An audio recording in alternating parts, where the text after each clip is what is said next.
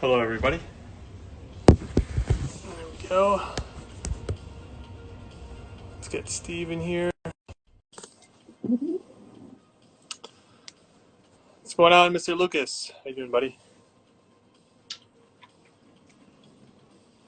There he is. Hello.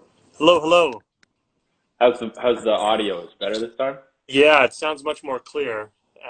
So I Good. think, yeah, that works. So you got your headphones in. So that's perfect. I think that should be a lot better now. So, I was kind of sad last time. We had so much good stuff, and then it's like I'm like so. yeah, it's okay. No, it sounds a lot better, so it should be good. Um, so topic for today is the foot. Yeah.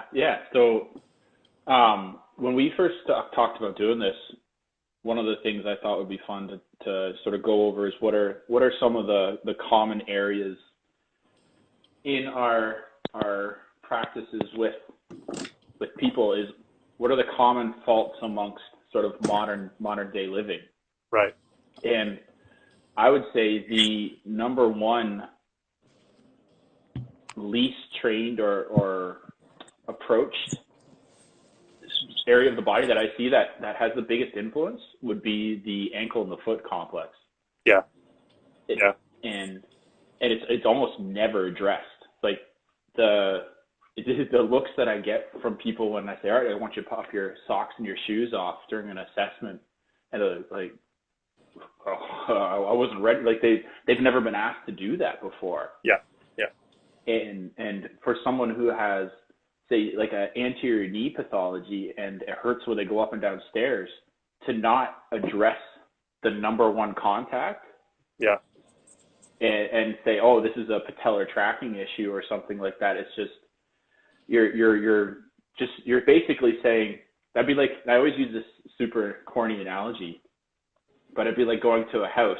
You have a home inspector and your house is shifting, or there's something going wrong structurally with the house, and they don't look at the basement, like they don't look at the foundation. Yeah. Yeah. So I think that would be a really cool thing to see how you approach it and treat, because I've never manually, I don't know any of the techniques for manual release or manipulation. I know some of the mulligan techniques, like the distraction of the ankle, Right. which I've seen you do with clients, which is, maybe we could talk about how the actual ankle joint works to Sure. start, Yeah. and then maybe go from there, and the things that I look for. Yeah. Yeah. So we can talk a little bit about the ankle joint, and I think it's important too to talk about how many joints we talked about. There's a lot of bones. There's so much intricacy that happens in the foot, but there's really two joints that make up the foot, right? We have your talocrural and your subtalar. So, and they do two different things. So understanding where each one is and kind of what they do, I think would probably be important to kind of just touch on. But to kind of go on what you were saying, yeah, I would have to agree 1000%. The foot seems to be like one of the most, if not maybe the most neglected spot. And yeah, people kind of raise an eyebrow. They're like, why are you looking at my feet? Like I got stuff happening in other places. What's going on? And it's true. It's our foundation. It's that house analogy is also, it's perfect because it's our contact with with the ground. And there's so many proprioceptive qualities in the foot too, Mm-hmm. that tell our upper extremities what to do and how to balance, and it's super super important.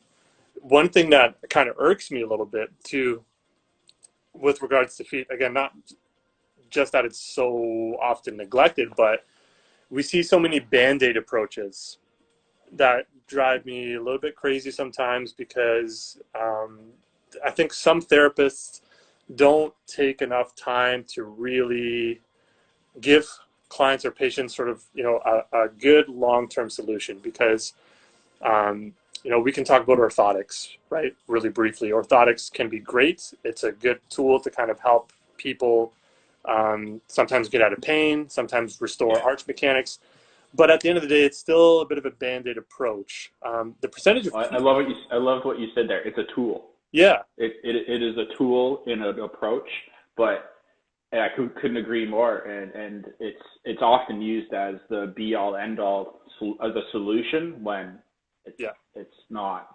There have been so many times where we can talk about pes planus or flat feet, for example, which is not uncommon. How many people I have come to me say, oh, I'll ask them to squat, and and we'll see this valgus collapse, right? Their knees will buckle in towards midline, and Lucas is saying, I agree. Stop the Band-Aid fixes. Yes, absolutely, buddy. Yeah, it just doesn't work long term, right? But these people, they get these, sorry, where was I going with that? Where was I? What was I just saying before that?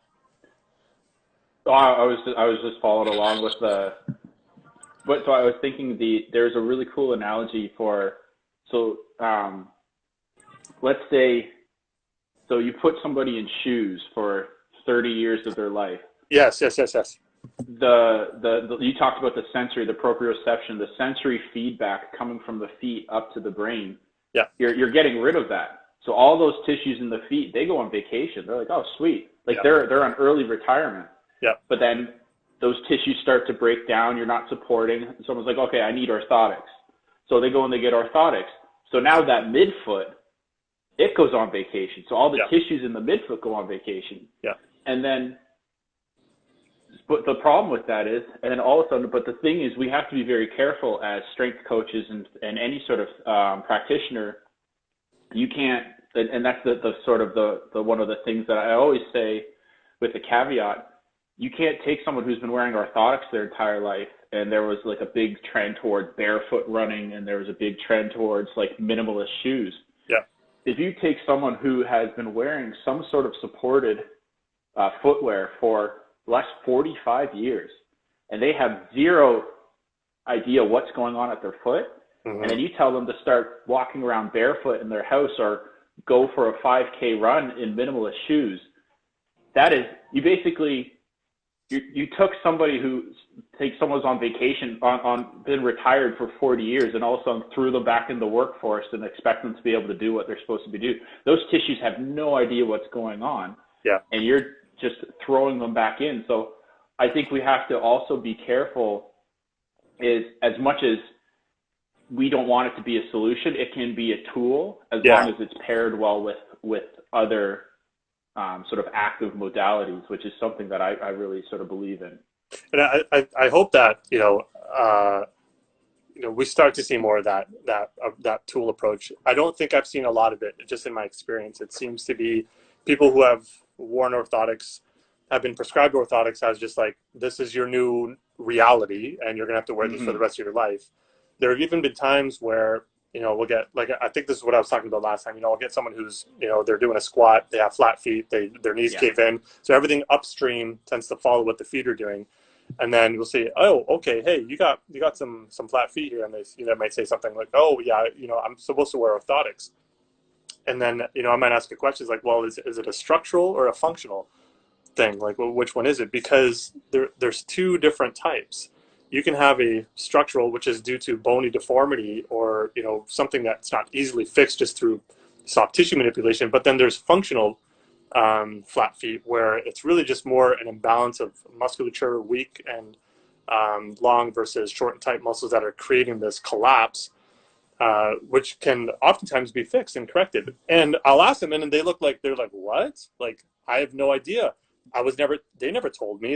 And I don't think they even test. So it's like, you got flat feet. Well, here's an orthotic. They don't even do, at least in my experience, that they, so many practitioners, they miss that part where it's like, well, because if it is a functional flat foot, then you should probably be addressing it with a soft tissue approach, because you can correct it through stretching and strengthening of specific muscles, rather than just giving them a little wedge, so they got to rely on this tool for the rest of their life. Why are we not testing properly and, using a more sort of, I don't know, just a more methodical approach and addressing the real issue, right? Yeah, and I think a lot of it has to come back to, unfortunately, and you see this as much as anyone, adherence in what we give to people is very rarely followed to the T. Yeah. So if you give somebody orthotics and say, you don't have to do anything. Just put them in your shoes and continue on your daily life. You don't have to put any active effort into fixing this problem. Just slide them in and you're good to go. A lot of the times, and if someone gets relief, they're like, oh, sweet, problem solved. And they go on their way. And then a couple months later, it sort of catches up. That problem just gets a little bit worse. And okay, we'll modify them. You put them in a slightly better position. I do have to defend. So my little brother is actually a podorthist. Oh, nice. So there you go. so we actually have a ton of really cool conversations around this. Yeah. And so he actually does do a lot of similar to yourself, like where you do manual release massage, give it corrective exercises. Mm-hmm. So he's actually done consults with people. He's given some of the exercises that I do, and I've talked to him about them. He'll do some of the exercises, and he'll have people come back saying, like, look, I don't even think I need the orthotics anymore. So he's like actually worked himself out of work because of using some of these sort of more active treatments. So good. He really, so I think it's one of those cool things, like the world's completely changing. Like the chiropractors that my dad knew when he was 20 are completely different than the chiropractors that are now. So I think a lot of the previously more passive approaches are changing a little bit, and people are starting to sort of bring in some more active treatment. So yeah, and that's a good thing. And I think it sounds like your brother is probably ahead of the curve in a sense. He's doing things that I think they just make a little more sense. So that's really good to hear. That's reassuring. One thing I wanted to kind of be fun for people that are watching or do watch is, so we talk about the foot. So one of the big misconceptions, I think, or people don't think about it, is if you look at your bicep or your arm, it's pretty clear to see where the segments are. Yeah. People, even if you don't have a biomechanics or physiology background, you're like, okay, well, this part is moving to this part. You know that's a joint. Yeah. When people look at their foot, they don't think of it in terms of different parts or different segments. Yeah. But I kind of wanted to go over the big toe, because the big toe, if we talked about the foot being the base of everything, the big toe is the start. That's your primary point of contact. Yeah. And it is shocking the amount of people that have zero access to actively control their big toe. And I want to try this with you. I'm sure you'll probably do it fantastically, but I want someone who I want some other people to try and give it a go. So essentially, I'm going to see how well you can actually actively control your big toe, sure, independent from the rest of your body. Let's do it. Into extension. Okay. All right. So what I want you to do, can you see my foot there? Yep. All right. So your foot's going to be flat on the ground. Yep. And I want you to press your outside toes, 4 toes, into the floor. Yep. And then actively just lift your big toe up into the air. Woo-hoo. Yeah, nice. Awesome. Yeah. So you should be, so this right here, about 60 degrees, all right? So we should be able to actively control that 60 degrees. Now, I want you to push the big toe into the floor and actively lift the outside toes up into the air, but don't let your knee move. Squeeze, squeeze, squeeze, high as you can. Get them up, get them up. Press that big toe into the floor. Good. Now switch. Awesome. So, no surprise that you were able to do that being a active individual.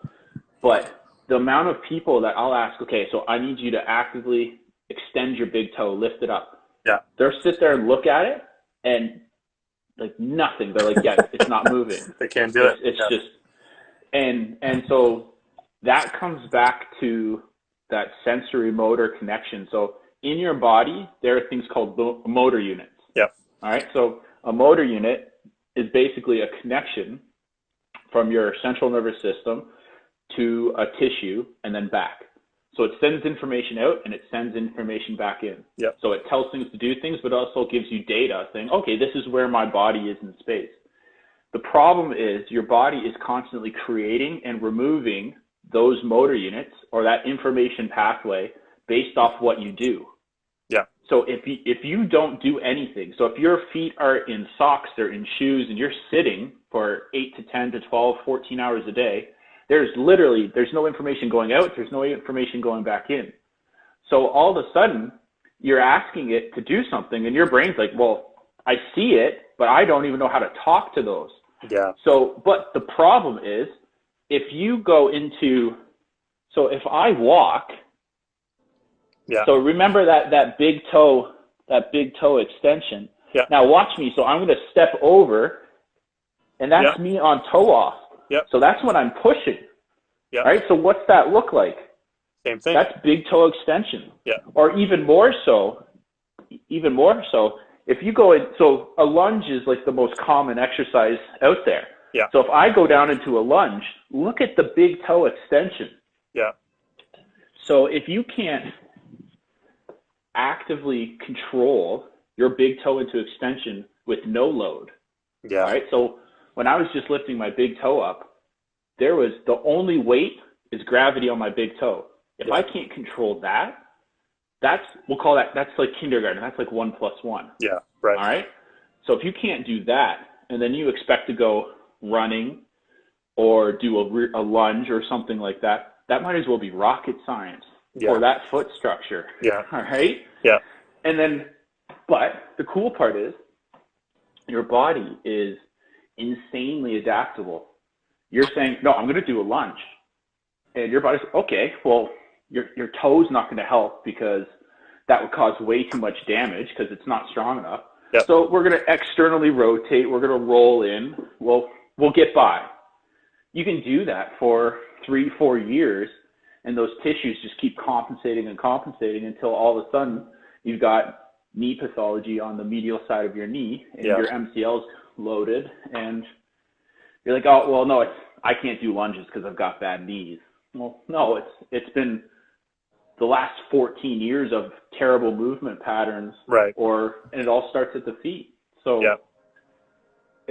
that's my rant on the big toe. Well, let's talk a little bit more about the big toe, because that little test that you did was fantastic, super simple, and I've done that before with clients and with even with friends and family, and it's amazing how many people can't do it. It's like you're right, they can't individually move their toes. It's either like they all go up as one unit or they all go down as one unit, but there's no sort of segmentation, which is kind of scary because a foot is designed to move that way, right? And I think that's where a lot of problems come. So. Like I can actually sit there and I'll like spread my toes out like this, and like my family will look at me like, that's weird. It's like, no, it's weird. You can't do it. Yeah, that's normal. It's like it's not weird that I can do it. It's weird that you can't do that. Yeah. And it's one of those silly things. So everybody out there watching or sees this in the future, start paying attention to what your feet are doing all the time. Yeah. So. Unfortunately, when we stand and say you're at the grocery store nowadays, like you're waiting for long periods of time. Yeah. A lot of times when you're standing there, everything's just relaxed. Like we become very passive. We lock our knees.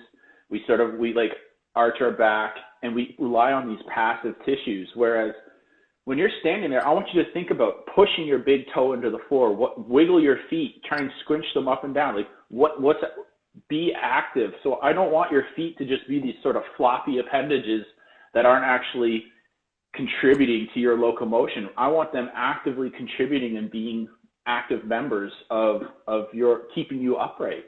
Yeah, absolutely. And I think, again, we could go on and talk about footwear and things like that. We've touched on it a little bit. So one of my coaches, they like to call it foot coffins, right? which is a great analogy. It's just because your feet become dead. Use footwear obviously when you need to, but if you don't need to, walk around barefoot. Like let your foot learn how to be a foot. Get all those little intrinsic muscles working, right? Learn how to kind of like the human foot. It's amazing and what it can do, and just constantly having it wrapped in these tight foot coffins can be really problematic. One of the interesting things I learned probably a couple of years ago when I read this book, where is it? Right here. Oh, now So you're showing off your books. yeah, shout out to Kelly Starrett here because he's got a couple good ones. But one is called Ready to Run. This one is a really good sort of diagnostic manual into like running mechanics.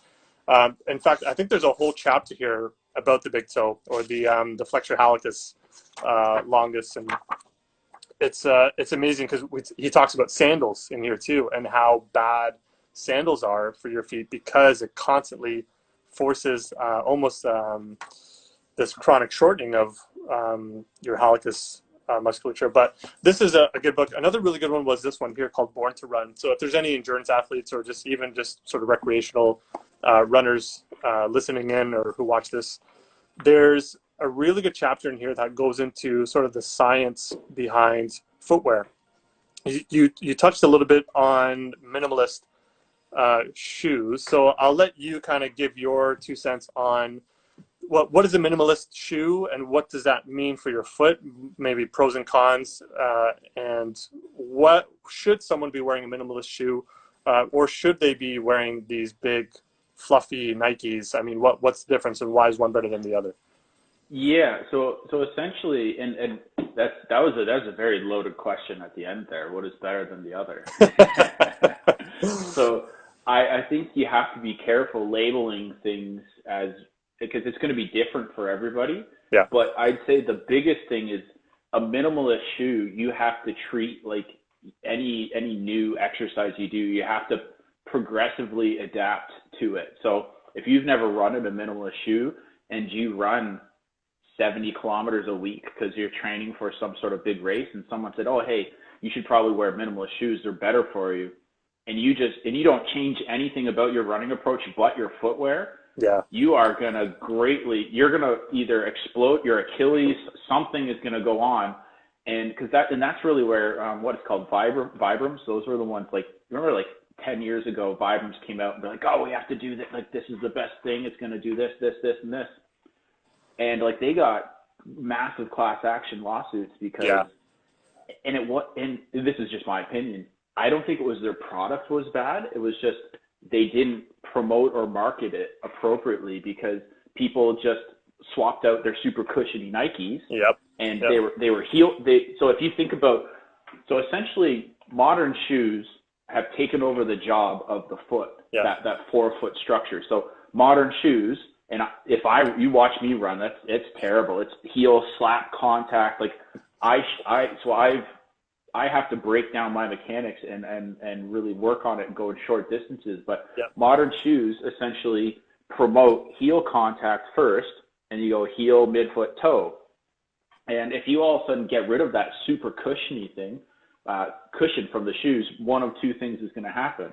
You're either going to keep running like that, and you're going to slam in your heel. So there's zero absorption whatsoever. The foot's major function is to create that absorption. So essentially it's supposed to take the load of every step and stop that force from being cascaded up into the knees, the hips, and the lower back. Mm-hmm. If you don't change your mechanics and you're just going heel, heel, heel, and you've already switched to a minimalist shoe, there's a whole host of things that's going to happen, and none of them are going to be good. Yeah. Or you do change your mechanics and you start running on midfoot, mm-hmm. and you're more sort of midfoot landing first. You're not heel smashing. You're not heel driving into the ground. But it's sort of the same thing that I talked about. If you haven't trained those tissues appropriately and you just keep running, it's going to be a big issue. So and I am not a running expert by any means. So I would be very cautious about saying one's better than the other. Sure. I would say you have to have good mechanics to start from. So I listened to this cool podcast. I can't remember the name of it, but the guy was basically a running coach, and he talked about how he's like, running is one of the few exercises that strength coaches will allow their athletes to push through bad form. Yeah. Oh yeah. So if we were watching a pull-up or if we were watching a squat, and let's say I wanted them to do 10 reps, on the 5th rep, they're just clearly buckling under the load. Form was terrible. It was really dangerous. We're going, okay, stop. obviously that's too much and we're going to regress. Yeah. If you think about running, someone goes out, I'm going to run 10K. They start out with bad mechanics because nobody's really taught them how to run. And again, I'm not the person to do that, but that born to run would be probably a really good place to start. Yeah. So even if they do start out with good mechanics, they're fully extending, they're lifting their foot up, they're using full ranges of motion. They start to get tired, and what do? You push on for another 4K after that. Yeah. And you're just reinforcing. So you're using, now all of a sudden you have tired tissues and other things start to take over. And it just, and I had never thought of running it as it's, because it's no different than a squat. It should in terms be, of an exercise. Yeah, I agree. Right? In terms of an exercise, it's a movement. Your joints are moving through a certain range of motion. So I thought it was, I hadn't thought of it. I thought, well, yeah, like I've never told someone you start to get tired, stop, because I don't think people think about their form when they're running. They're like, I just have to go this distance. They're just focused on the end result. Well, I mean, it even starts back in grade school, right? I mean, you go outside, you run during recess, you play sports. I mean, I've never had anyone, I didn't even know running technique existed until I was like, like well into my personal training career. And I was like, oh my God, there's a proper and an improper way. I was like, what? Heel foot versus midfoot? I was like, what? I was like, so you start learning this up and you're like, oh crap. Okay. So there's a lot more to this than we think. But, we get all these couch to 5K peeps who just kind of, they'll go out there and throw themselves in the deep end, not realizing that. And I would agree 1000% again.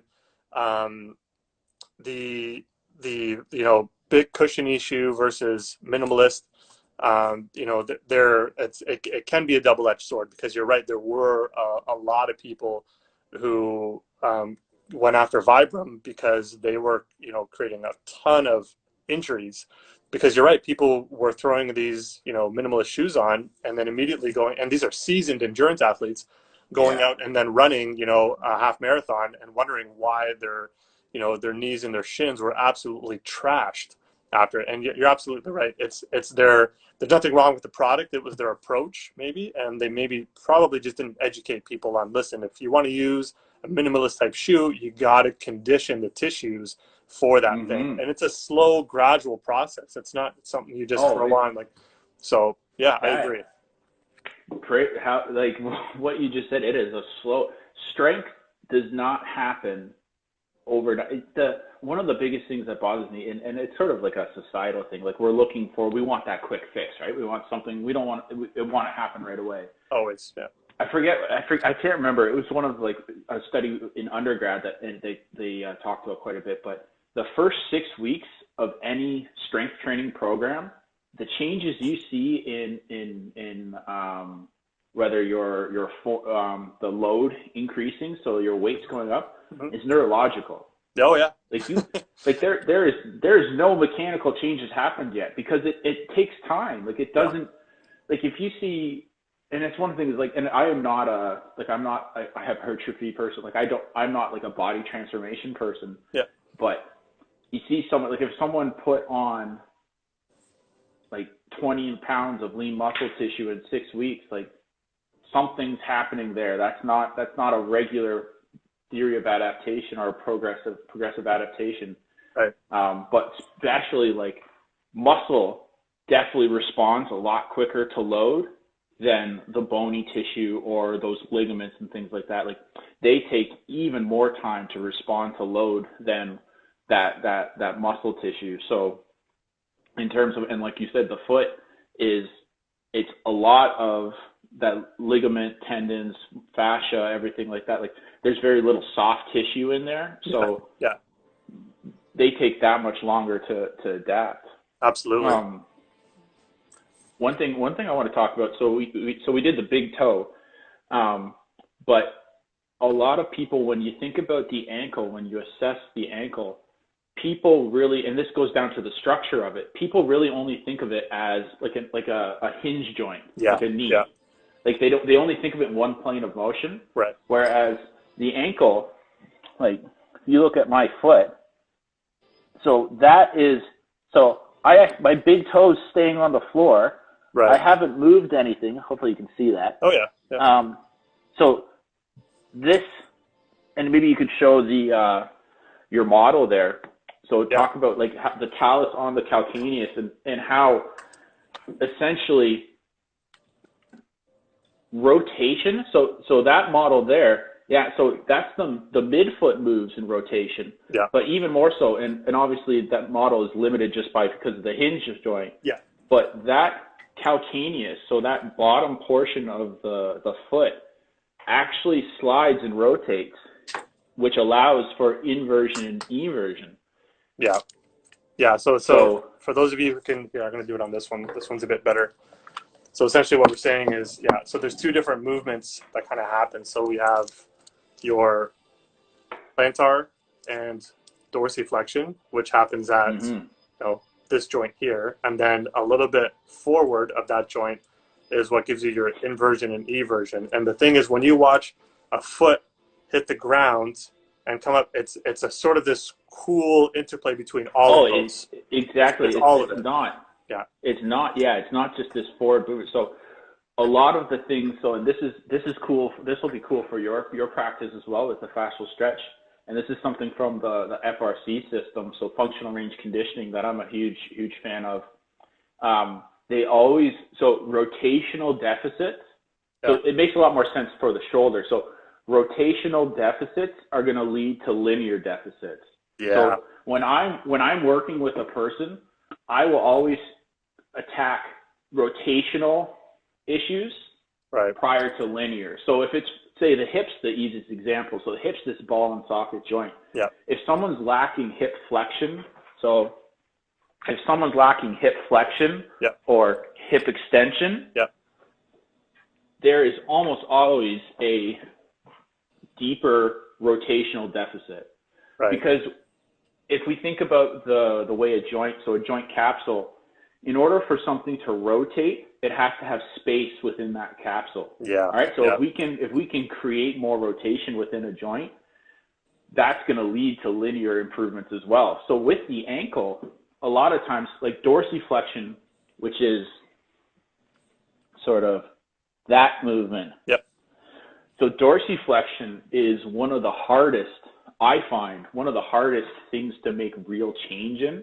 Mm-hmm. And it wasn't until recently that I started really approaching it more of a inversion, eversion, rotational capacity for the ankle.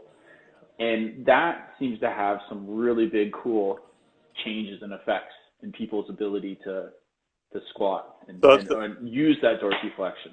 That's really cool. That's something that I never knew, actually, that you can address, sort of indirectly, increasing someone's range capacity by actually getting them better in a different plane of motion, right? So if you want to get someone's dorsiflexion to improve, what it sounds like you're suggesting, also to kind of attack their ability to invert and evert the foot.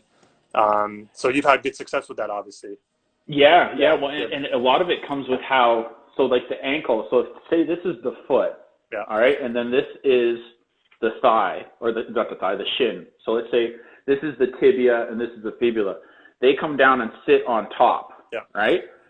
But in order for that ankle to actually flex and extend, so the calcane or the talus, which is that initial bone that it sits on, it actually it's like a triangle. It gets more narrow at the back. Yeah. So it actually rotates as well. So in order for you to get dorsiflexion, you need to have that movement in that capsular space in the bottom, which is why. So maybe you could talk about what the distraction techniques do. So like there's the self one with the band. Yep. Where I saw you posted a really cool video about where you had it anchored and around the ankle. Yeah. So maybe you could talk about what that's actually doing, like creating that space within that joint.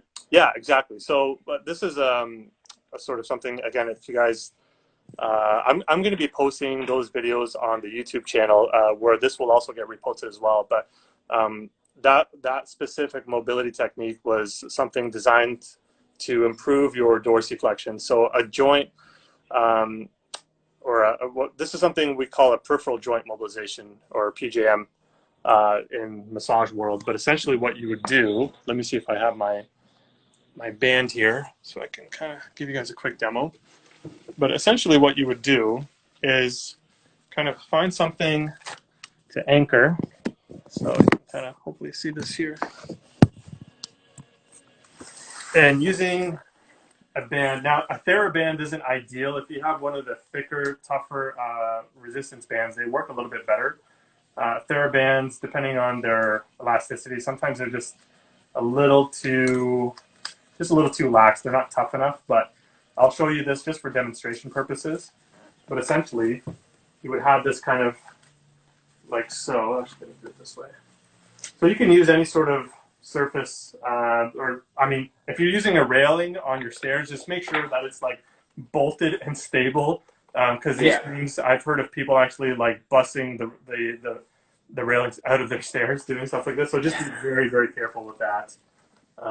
Let's do it this way. Okay. So essentially, whoops. Okay. So if you want to increase your range of motion at the ankle, specifically in this direction, or what we call dorsiflexion, you can use a band to help distract. And what that essentially means is you're using a force that's actually driving one of the bones that articulates in that joint in a certain direction. In this direction, if I bring my foot forward, the force of this band is pushing basically my shin back this way. So what that does is... So hold up, Rui, hold up for a sec. Yeah, so I'm sorry, I'm getting super excited. Yeah, go ahead. So essentially, what's going on is, because let's say this is Rui's shin right here, just above that red band, and it's sitting on his foot. So if he is trying to bring his shin forward, and those two bones, there's no space there. So joints have what's called a capsule, and they need to have actual space for them to move. So a lot of people, because of our sedentary ways we live, that space starts to go away because we're not moving it. And all of a sudden, those two joints are moving forward and they're impinging. So it's called closing angle impingement. So that angle is getting smaller. So if you start to come forward with your knee, Rui, so Rui's knee's coming forward. So there's literally spaces being tightened. So if that band was the bigger one like he was talking about, it would actually be applying a force backwards, so which is creating space. So that top part is sliding back. And actually, so the cool part about it is, as long as Rui creates active intent, so he's not just driving himself forward with his hip, he's actually trying to use, I was going to touch the screen, they can't see my finger. So you're actually using the front part of your tissues, the front part of your shin, so your tibialis anterior, and try and actively pull yourself forward into that movement. So that's a lot what we were talking about on Monday, so that active input. And if you want to, just try and push your big toe into the floor as you do it, actively pulling, contracting all the muscles around that. That's going to have a huge benefit. So that's actually trying to pull so that's the distraction. So that's some cool sort of self-manipulation that people can apply and have some really big success with. So, and a lot of people who, they've maybe had an introduction to foam rolling or even like trigger point release using a lacrosse ball, because it's a very popular thing to do right now.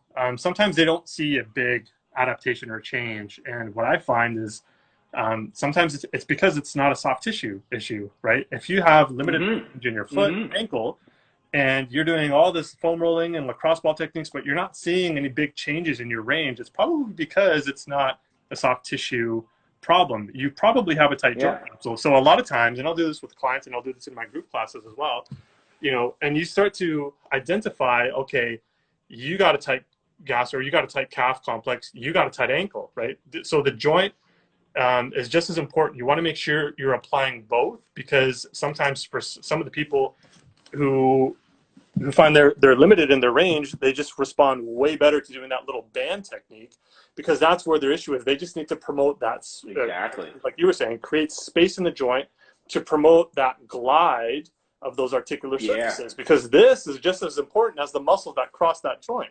So you want to attack both. If not more. If not more. So, because basically you can break down a joint, and this is super, super basic. You can break down a joint and just sort of think of it as 3 layers.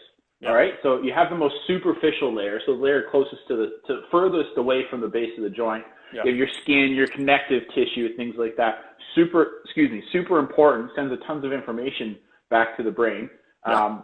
Then you have your next layer, so your muscles, your tendons, and things like that. And then you have your deepmost layer, that joint capsule that you just talked about. So Yeah. all the movement in the world isn't going to affect that deep capsule unless you, so that's where, if there's a limitation, I'm going to take that back. Yeah. If there's a limitation in that capsule, that has to be addressed first. Yeah. Yeah. All right. You could make small incremental improvements with other type of techniques, but unless that base level, that deep issue is addressed, you're always going to be sort of chasing it. The changes are going to be very, very minute. And like you said, you might get to an area where like, oh, I don't see any more improvements. So yeah. that deep level, and unfortunately that does take some knowledge to address, is this a, sorry, I'm such a guy. I can't do two things at once. I got. There we go. Is this a more superficial limitation? Yeah. Or Yeah. is this that deep joint? That was cool. I like that. That was good. Yeah. It's funny because, you know, even in the stretching system that I do, there's so much traction involved. And I know just through experience, like when you attack the joint capsule first and you start creating space, a lot of the muscles that cross that joint start to relax, right? There's almost this sort of reflexive neurological tension. inhibition. Yeah. Right. Yeah. Well, So, we talked about that on Monday. So if your central nervous system is aware that because it's constantly taking feedback. So if you have a tight joint capsule, that's sending feedback to your brain. yeah. And so your brain's aware of that. Not aware. Your brain's not thinking. Your central nervous system understands its limitations. Yeah. So if you try and do something that's outside of its limitations, it's going to fight that. It's because it doesn't think it's safe. Yeah. So whereas if you go and mobilize somebody, actually improve and give them that joint capsule space, that's sending feedback to the brain saying, oh, okay, so this isn't going to be dangerous if I do go past this range or into this range of motion. So 100% you're going to see changes in people's actual movements and ranges because you've changed how their brain perceives what that joint's capable of. Yeah, absolutely. This has been so good. Honestly, it's funny. We've been talking about a foot for 43 minutes. Incredible, right? So, and it still feels like, I mean, we're just scratching the surface here. There's so much, exactly. There's so many nuances to the foot and ankle. But let's try to wrap it up here just so we're not going too far over time. But what would be your closing thoughts or remarks or any tips or tricks or anything specifically for today's topic? For the feet, basically all I want you to try and do is, so if this is my foot, keep your outside 4 toes down, lift your big toe up as high as you can into extension, and then switch. So, if you can see. Yeah. Tell me you can see. Is that good? Yeah, you got it. All right, so big toe up, other toes up. And the most important thing there is to make sure that the shin isn't moving. Got it. I guess I could have done that. This is better. Yeah. So, and how many repetitions, Steve, would someone do if they were practicing this at home? What would be literally there's no such thing as too much. All right. So I want you and even if it's as simple as you're watching Netflix, I want you wiggling your toes, squeezing them, flex, extend, as much as you can the entire time. Yeah. Hey, thanks. Yeah. So eye-opening. we got a comment from Rowena. Yes. This is really, it's great when you get two nerds talking about a topic. So hopefully this is I can't believe it's been 43 minutes. I know, I just literally like that. So hopefully today was helpful. I think everyone probably got some good tidbits.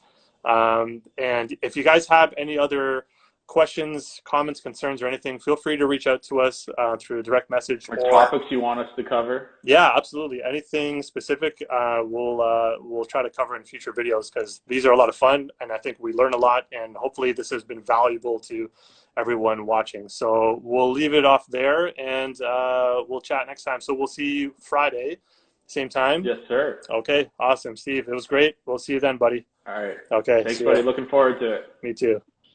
Take care.